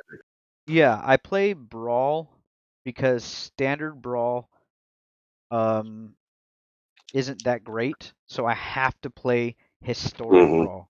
I wish there was an Yeah, Explorer Brawl. That'd be dope. But that's the only place where I could play the One Ring. I want My Oathbreaker. Oh yeah, that'd be cool. I think there's only like 3 cards in my historic Brawl that are Alchemy cards, 2 of Hmm. which are in there because they have to be because they Right, changed them. They weren't Alchemy cards to begin with. They were right. changed into Alchemy cards, which is Aloran's Epiphany, the take an Hmm. extra turn and the birds. So that was a Yep, normal card when I put it in that deck, and then Alchemy changed right. it. So that's an Alchemy card. Yep. I'm trying to remember what the other one is, but the one for sure that is 100% Alchemy card is the Oracle, the blue bird that puts Power 9 into your deck. I Hmm. Yep, It's just so damn good. Why am I not going to play it yeah, in my 5-color Kenrith? That's the yep, only alchemy card that I actually play because of the power it has. And and yep, and it's just it's fair because it's yeah, randomized into your deck. It doesn't put it into your hand. It doesn't put it yeah. outside the game and then every turn you get to pick which one you want. Like alchemy can be Right. broken like that, but this card is decently fair. It puts power 9 in there. If you flicker it, Yeah. it puts another set of power 9. I get it could get broken, but on face You know, value of when you play it once, it's fair because it's well, and randomly when you're into your talking, deck. because you're playing it in Alchemy, you're playing against the potential power level of the entire format. And so it's Correct. not like, your Yeah. opponent could be running something just as uber broken. Mhm. Maybe they're not, but they could, and so the potential is there. And so it's fair and balanced for Alchemy. Yeah. And so I mean that's another issue with me in Arena. I think they should have kept Alchemy as its own entity. They should not have combined it with Yeah. Historic because Historic No, they shouldn't. initially was our only way out of Standard on Arena to play Right. somewhat baby Pioneer. And then they're Yeah. like, "Oh, we made this new Pioneer Light. Alchemy cards and now it's in Historic." And we're just like, "Whoa. Like what'd you do? You just ruined This our isn't format. historic anymore. Like Yeah. you just completely ruined it." And they're like, "Oh, don't worry, we're going to make Yeah, because the another format." original And it's like Well, the it took original idea of historic was to start building what we would call the modern pool, right? mm, For Arena, because they don't have the ability. Well, they they could, but it do. would be too intense to go back and program every card printed all the way through like ninth edition or whatever the hell it is now. It's just that's too much, and I get it. I wouldn't do that either if I Honestly, was dude, them. I But I think they already do have it. They just don't want to put it out and they're just using it as an excuse because they already have cubes that have cards from it's true, Mirrodin, from Onslaught, Power they do. 9. They've had a whole cube where you could play dual lands. They have Yeah, tropical islands because some of the cards in Alchemy can produce dual land. Like it's all there. right. They just don't want to do it. Honestly Yeah. that's what it is. Well, what they'll probably do is introduce it slowly over time through Mhm. Alchemy Modern Masters sets that you have to pay more money for, that Yeah. kind of thing.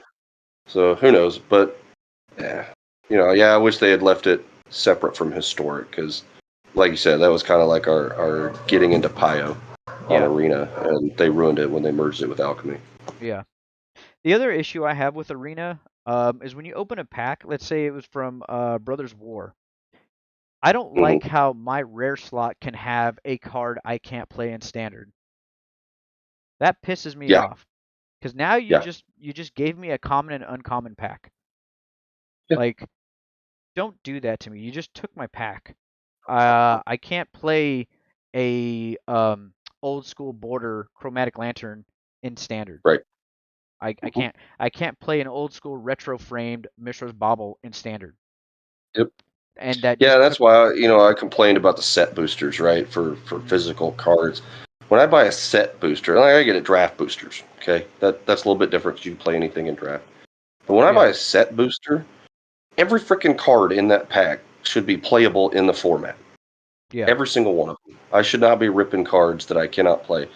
Well, it's like when we opened all those arena packs, quote unquote, from March of the Machine, right? Like, I ripped a whole bunch of cards out of those that were absolutely worthless to me.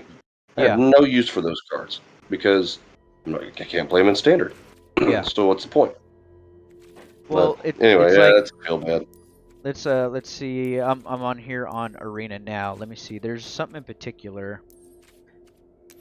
Actually, no, it wasn't even in March. This happened back in when we had Brothers War. No, it was during the Strixhaven, and we had what was that one set? Oh yeah. They were the Mystical Archives. Yep, Mystical Archive cards. Let's when do they started doing some of that. Historic Brawl. Here we go. Mystical Archives. What do I have right here? Oh, Generals? No. Yeah, my face. Not collected. Rare Mythics. Go here. Okay. Yeah. So let's look at right here. Demonic Tutor. Yep. This card is not legal in the following formats: Historic, Traditional Historic, and Historic Brawl. Okay, so now tell me, what is it legal in? I know what it's not legal in now. What can I play this in? Because even to this day, I still don't know where this can be played on Arena. Explorer? Let's find out. Oh, no, you can't play it in Explorer, that's for sure. Let's see if Alchemy.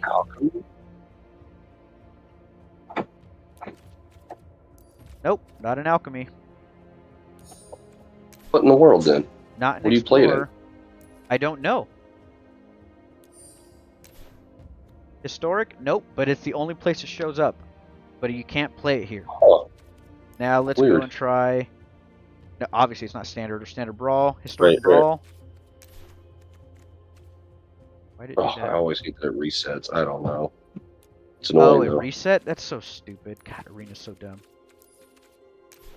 Nope, can't play it here. Let's see, Yeah. it was the Alchemy is what we were checking, right? Yeah. Because maybe it's an Alchemy. Nope. So no, you can't play it on Arena. You can't What in play the this world? card on Arena. And it So why only do I get shows that up in card? Historic. So why do we get this card? We can't play it on Arena. This isn't the only one that's like this either. As far as I know, Bobble is another one. This card is not legal in Historic Yes, or why in the Traditional. world did I So get why are that? we getting these And- cards if we can't play them on Arena? It's freaking ridiculous. I mean, and if there is a place, someone please tell me where I can play these cards. And then they should add a stitch here that says where they are legal.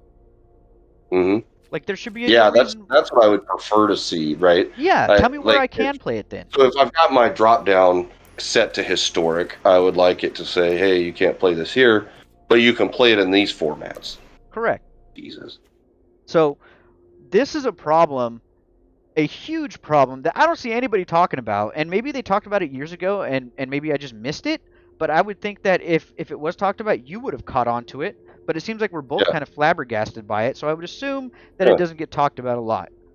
We are opening cards that can't be played on Arena, period. And we're opening cards that we can't play in Standard, yet they take up our rare/mythic spot. Yep. And it shouldn't be doing that. I don't want to be opening from Brothers United or Brothers War a rare old card. Because now that took my rare slot. I just got a common and uncommon pack. For Standard, yeah. Yeah. Like that's stupid as hell. Mm-hmm. I don't have I it agree. back here. Something I've been complaining about, for years, but pretty much since they started doing those Mystical Archives, like. Yeah. And I would get it. Okay, put it in the draft boosters, not the set boosters. Mm-hmm. That way, if I know, because people like me who are players are buying cards for the potential to get something to play. Well, if I buy a set booster, which is designed to boost my set of playable cards, every card in that pack should be playable. Now, when I sit down to draft, got it. There's fewer cards in that pack, and it's a limited environment. You can play all 6 copies of the unicorn that you want to play, right? Yeah. Well, that's where that Mystical Archive card should go, or that's where that, Brothers War artifact should go, is in there. Yeah. So let's see what this says right here. Because I just wanted to see if it said anything different, but it doesn't. This card is not legal in the following forms: historic, traditional, historic, and historic brawl. So even if I go to collection, standard on there? yeah. You know what I'm saying? So you're gonna give me a list of things I can't play it in. List them all, guy. Right. So even if I go to collection, that's where I just was. Instead of going to make a new deck, if I go to collection, it'll still show that. So let's go to Brothers War and Mystical Archive and see if it says anything different. Where's Swords? Okay, Swords is highlighted in like this. Not legal in historic or traditional historic. So I'm wondering if I could play this in historic brawl. Perhaps. Brawl Singleton, right? Yes. Yeah, so probably. But like, I shouldn't have to be questioning this. I should be able to just look at the card, and it would highlight. Yeah, and it tell should me be more where, obvious. like where and when I could play this. Like that card. Yeah, Approach a Second Sun. Oh man, so good. God, Can't I play in missed that card. historic or traditional historic. Can't play. Yeah, so I think this is a huge problem that needs to be fixed or even at least addressed by WotC because going further down the road, it seems like we're just going to keep getting cards that are randomly inserted, which in paper, that's dope. But they need to fix it to where that's not the case in Arena. Now, well, I know at the very least, once a card gets banned, you won't open it anymore. But if it's in, it's wild to me because if I'm opening a bunch of packs and I get this in my mythic or my rare slot, and it's already not able to be played in 25% of the stuff on Arena, what in the hell's the point? Yeah. Yeah. Now, like on Arena, I think they should remove or do something different to where you get an extra card in your pack if it has the possibility of getting that card, but it doesn't take your regular standard slot. Because standard is what's mostly played on this. Yes, that's what Arena was made for.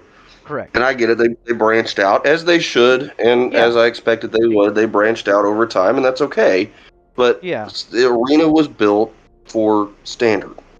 And it's the number one most played format on Arena, so that's fine. Yeah, there was a let me see if I can find it. There was a statistic that came out. Okay, there's few surprises here. MTG standard format wins out ahead and shoulders above the rest with over 50% of the play. Historic is second with about 28% of the play time. Then there's MTG Alchemy with roughly 12%. 12% of the player base that play Arena play Alchemy. Yet they put so much out and change so much for Alchemy for 12% of people. That's a problem. Yeah. That's a huge problem. And the when we have a lot of issues that immediately affect that 50% of the player base, and they refuse to address them. The game's newest format, MTG Explorer, bringing up the rear with a meager 7% play. That was November 30th of 2022. So that was months ago. That was like 8 months ago or 7 months ago, whatever the math is. Yeah. But that's also at the same time. Like, when did Explorer come to Arena? Let me see. When did Explorer come to Arena MTG? April 22nd or April 21st of 2022. So you're going to take this percentage of Explorer from April, May, June, July, August, September, October, November, off of a 7-month. You're going to say, like, you're going to make it sound like Explorer is bad with only 7% people playing when it's only been out for 6-7 months. That's a bad statistic. That's not very comparable. Like, I mean, you can't really put that. It's there, but I don't think it's right. I agree with you. So with the fact that standard is the 50% majority winner of Arena, they definitely should create packs that have an extra slot for Arena only. You don't have to do that for Moto because you can then use those cards for other formats on Moto. Correct. They have actual monetary value. And exactly. I was going to say you could trade it or sell it to have monetary value. So For Arena, I think that needs to be changed because that is definitely 100% a I can see problem. that. We should not be opening cards that are not played on Arena at all. We should not be opening cards that I can't use in the 50% margin of the format being played on this application. That's just Yeah, wrong. I think that would be good. I'd like to see that. But I mean, would that happen? No. No, So it ain't, because they're giving stuff away again. yeah, it's just the unfortunate truth. Like again, nobody talks about this part of Arena, and I think it's a huge No. issue. Um, Yep. And so I'm kind of glad that honestly you didn't know that those cards were not playable anywhere on Arena, because that kind of just proves my point. I want to play standard. Like, pay attention to those That's fair. cards because they're not standard legal. Like, oh, why do I care? Yeah, Like, no, maybe I that's got fair. some. Maybe when they got banned, I got some free wild cards out of them because they were sitting in my collection. Like, whatever, Yeah. you know. Um, yeah, I think obviously I mean obviously if we look at Arena, it's a positive thing, but in the end there are a ton of things that can be fixed. There are, and I will say, you know, Arena was very important, not just for WotC, but also for the players too, because it now gave them access to Magic anytime, anywhere, and it's been ported over to mobile now, and you know, onto other platforms besides the computer as well. So, you know, it made Magic more accessible for people. And like when I was in Poland, right, like there's one Wizards play location in the entire country of Poland, right smack dab in the middle of the country. Well, you know, when I was deployed, that's how I played Magic, was through Arena. And for people who like Magic and live in Poland or other parts of Europe, maybe that's the only way they have to access Magic. So I think Yeah, it's I really remember important. that. But it does have some issues that could be addressed. I think we covered the big ones, right? Like Yeah. I have some other opinions about Arena and things like Best of One, but they're not issues that have No. problems that need to be fixed. So, No. but Well, I think we touched on the big ones for sure. yeah, for sure. I think today honestly at the beginning of this episode, we're like 30 minutes in and I was like, "Man, are we going to get through all the topics? Are we going to have enough to discuss?" And now we're like 2 hours and change in and I'm like, "All right, yeah, we're good." Yeah, all over So, it. Yeah, we're Gucci. yeah, So, all right, well, man. Well, it was great. next episode we're going to have a guest speaker on and we're going to be talking about all about EDH, pros, the cons, the history of it, our good times and bad times with it and things like that. So definitely come back and check out the podcast. Paul, I appreciate you coming on, homie. And Anytime, brother. yeah, we'll go from there. So all right, y'all. Take care. Peace. Be safe. Make good choices.